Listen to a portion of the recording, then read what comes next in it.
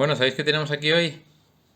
Pues esto es algo que ya vimos en el primer capítulo de clases, que es un motor Stirling, pero hoy lo que os traigo es una versión mejorada de aquel que habíamos visto, una versión aligerada para que veáis cómo realmente esta tecnología, que os acordáis que funcionaba calentando un cilindro con aire, que se expandía, empujaba el pistón y de la que se movía el pistón dejaba la puerta abierta para que entrase ese aire caliente a un cilindro frío que luego se comprimía hacia atrás otra vez y absorbía el cilindro frío y hacía un movimiento de balanceo, ¿vale? Y conseguimos mover un volante de inercia. Entonces, ¿por qué traigo esto? Porque os quiero contar un poco de historia de ingeniería para que sepáis una cosa que no sabe mucha gente, que es que este motor, que os acordáis que salió para intentar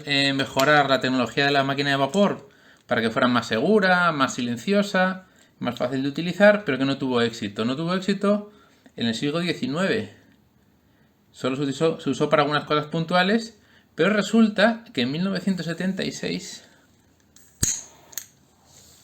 el gobierno americano le encargó a la NASA que buscara una solución para la crisis del petróleo. Como la crisis que tenemos ahora de energía, en la que los precios están disparadísimos, sobre todo con el gas y con el petróleo, pues pasó ya esto. La historia es cíclica, ya pasó en los años 70 y 80. El gobierno le dijo a la NASA, buscadme una forma de construir un coche que funcione sin petróleo, o que al menos gaste la mitad de petróleo que el actual consumo de los coches. Y lo que hicieron fue crear esto. Crearon en la NASA un motor en 1979 Stirling, con el requerimiento que le pedía el gobierno, un sistema de consumir cualquier tipo de combustible que gastase menos que la gasolina y que permitiera mover el parque móvil americano en caso de una gran crisis de petróleo, ¿no? Como la que estaban pasando. Y mirad, la potencia que se puede conseguir con este tipo de soluciones es esta. Vamos a ver si arranca. ¿Veis? Con muy poco consumo, lo que conseguimos es un motor que con cualquier cosa que quemes te genera potencia suficiente. ¿Veis cómo funciona? ¡Qué maravilla! Pues resulta que este motor que usaron en su momento para el motor de la NASA con ayuda del MIT, que es un instituto americano muy prestigioso en cuanto a una universidad de ingeniería, consiguieron lo que le pedía el gobierno americano. Hicieron un motor recuperando la tecnología del siglo XIX que tenía la misma potencia que un motor de gasolina, consumía la mitad, cabía dentro de un coche estándar y quemaba cualquier tipo de combustible. En este caso lo hicieron en su día con gasolina. Y os fijáis aquí, ¿veis esta campana que lleva aquí dentro? Pues aquí dentro, la versión 2 del motor, que la tengo aquí, a ver que pase nuestro amigo. La versión 2 del motor, mirad la campana, ¿veis? ¿Veis estos cuatro? Estos son 4 cilindros Stirling, como este de aquí.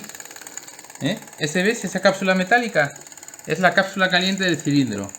Y la campanita que veíamos en el otro dibujo, esta lo que hace es que evita lo que le pasa a este, que es un motor muy sencillo, que escape el calor. Entonces esa llama que veis ahí, la tenías aquí dentro con un sistema de aislamiento de calor para que no se perdiera energía, porque aquí lo estamos tirando de una manera brutal, ¿no? Al aire, a lo tonto. En el motor de la NASA, lógicamente, los 4 cilindros con sus quemadores venían tapados y todo ese calor se quedaba ahí. ¿Y por qué os saco esto otra vez aquí? Pues porque tenemos otra crisis energética en la que con el motor Stirling de la NASA se conseguían unas eficiencias muy buenas. Tenían un consumo muy bajo, pero tenía un problema. 2 problemas en realidad.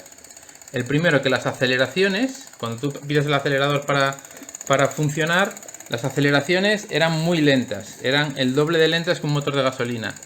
Y tenía otro problema, que era que el precio de construir el motor era más caro, lógicamente, que en aquella época los de explosión interna, porque estaban acostumbrados a hacerlos y les salían ya súper baratos. Pero claro, en cuanto mezclas el coste del combustible la eficiencia y el coste de fabricar el motor, empiezas a tener recuperaciones de la inversión rápidas. Y lo que pasaba con esto, ahora en el siglo XXI podemos volver a estudiarlo. ¿Por qué?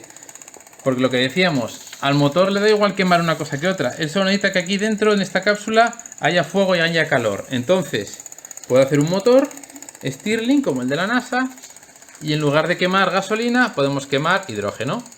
Podemos quemar biocombustible, podemos quemar biogás, todo lo que sea combustible que genere calor, si es ecológico o al menos neutral en CO2, nos puede servir para todo esto. Con lo cual, fijaros la eficiencia para ver cómo con biocombustibles o biogás podemos hacer coches eficientes y verdes. No hace falta irse de la electricidad y a los materiales raros, ¿no? Para hacer baterías de litio y demás. Puedes usar un coche híbrido en el que yo tengo una parte Stirling que me sirve de tracción y de generación de eléctrica, y un motor atrás, por ejemplo, eléctrico normal, pues para arrancar y para moverte los primeros kilómetros hasta que el motor coge temperatura. Porque el conveniente de esto es que tardas unos 30 segundos en coger fuerza para empezar a funcionar. Fijaros la eficiencia. ¿Sabes cómo se demuestra la eficiencia? Viendo lo que es capaz de hacer cuando le quitas la energía. Mirad. Ya no tiene energía.